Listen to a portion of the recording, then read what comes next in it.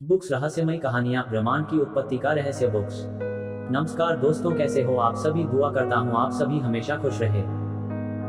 रहस्यमय कहानी अगर आपको पसंद आए तो शेयर करें और सब्सक्राइब करें। सृष्टि से पहले सत नहीं था, असत भी नहीं, अंतरिक्ष भी नहीं, आकाश भी नहीं था, छिपा था क्या कहाँ, किसने देखा था उस पल तो अगम, अटल जल भी कहाँ था। ऋग्वेद से सृष्टि सृजन की यह श्रुति लगभग 5000 वर्ष पुरानी। यह श्रुति आज भी उतनी ही प्रासंगिक है जितनी इसे रचित करते समय थी।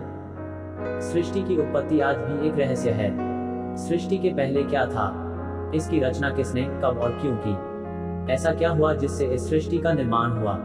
अनेकों अनसुलझे प्रश्न हैं जिनका एक निश्चित उत्तर किसी के पास नहीं है। कुछ सिद्धांत है जो कुछ प्रश्नों का उत्तर देते हैं और कुछ नए प्रश्न खड़े करते हैं। सभी प्रश्नों के उत्तर देने वाला सिद्धांत अभी तक सामने नहीं आया है। सबसे ज्यादा मान्यता प्राप्त सिद्धांत है महाविस्फोट सिद्धांत। महाविस्फोट सिद्धांत 1929 में एडविन हब्बल ने एक आश्चर्यजनक खोज की। उन्होंने पाया कि अंतरिक्ष में आप किसी भी दिशा में देखे आकाशगंगा और अन्य आकाशीय पिंड तेजी से एक दूसरे से दूर हो रहे हैं। दूसरे शब्दों में ब्रह्मांड का विस्तार हो रहा है। इसका मतलब यह है कि इतिहास में ब्रह्मांड के सभी पदार्थ आज की तुलना में एक दूसरे से और भी पास रहे होंगे। और एक समय ऐसा रहा होगा जब सभी आकाशीय पिंड एक ही स्थान पर रहे होंगे। लेकिन क्या आप इस पर विश्वास करेंगे? तब से लेकर अब तक खगोल शास्त्रियों ने उन परिस्थितियों का विश्लेषण करने का प्रयास किया है कि कैसे ब्रह्मांडीय पदार्थ एक दूसरे से एकदम पास होने की स्थिति से एकदम दूर होते जा रहे हैं। इतिहास में किसी समय, शायद 10 से 15 अरब साल पूर्व, ब्रह्मांड के सभी कण एक दूसरे से एकदम पास थे। वे इतने पास थे कि वे सभी एक ही जगह थे, एक ही बिंदु पर। सारा ब्रह्मांड एक बिंदु की शक्ल में था। ये बिंदु अत्यधिक घनत्व का अत्यंत छोटा बिंदु था। ब्रह्मांड का ये बिंदु रूप अपने अत्यधिक घनत्व के कारण अत्यंत गर्म रहा होगा।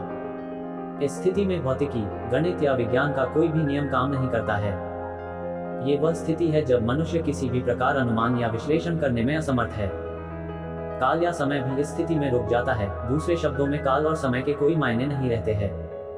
इस स्थिति में किसी अज्ञात कारण से अचानक ब्रह्मांड का विस्तार होना शुरू हुआ।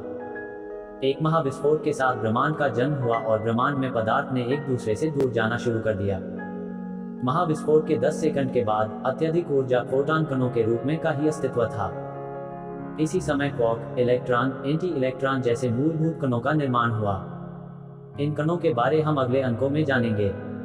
10 सेकंड के पश्चात क्वार्क और एंटी क्वार्क जैसे कणों का मूलभूत कणों के अत्यधिक ऊर्जा के मध्य टकराव के कारण ज्यादा मात्रा में निर्माण हुआ।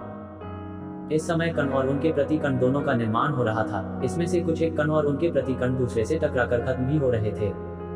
इस समय ब्रह्मांड का आकार एक संतरे के आकार का था।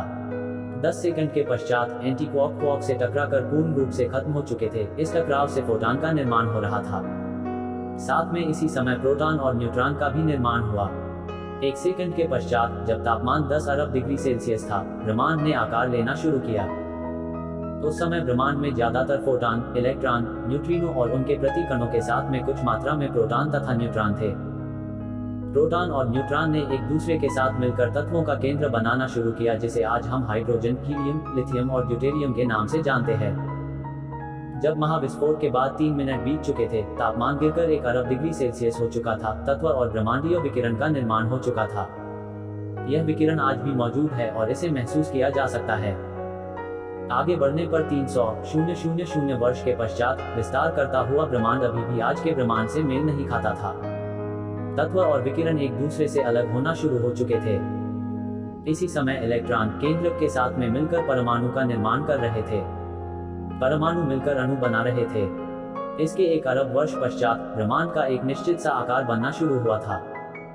इसी समय क्वासर, प्रोटोगैलेक्सी, आकाशगंगा का प्रारंभिक रूप, तारों का जन्म होने लगा था। तारे हाइड्रोजन जलाकर भारी तत्वों का निर्माण कर रहे थे। आज महाविस्फोट के लगभग 14 अरब साल पश्चात की स्थिति देखें। तारों के साथ उनका सौर मंडल बन चुका है। परमाणु मिलकर कठिन अणु बना चुके हैं, जिसमें कुछ कठिन अणु जीवन ऊर्जा, अमीनो एसिड के मूलभूत कण हैं। यही नहीं, काफी सारे तारे मरकर शाम विवर, ब्लैक होल बन चुके हैं।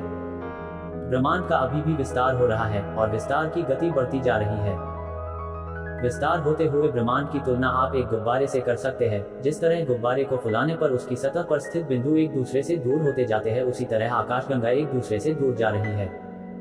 यह विस्तार कुछ इस तरह से हो रहा है जिसका कोई केंद्र नहीं है। हर आकाशगंगा दूसरी आकाशगंगा से दूर जा रही है।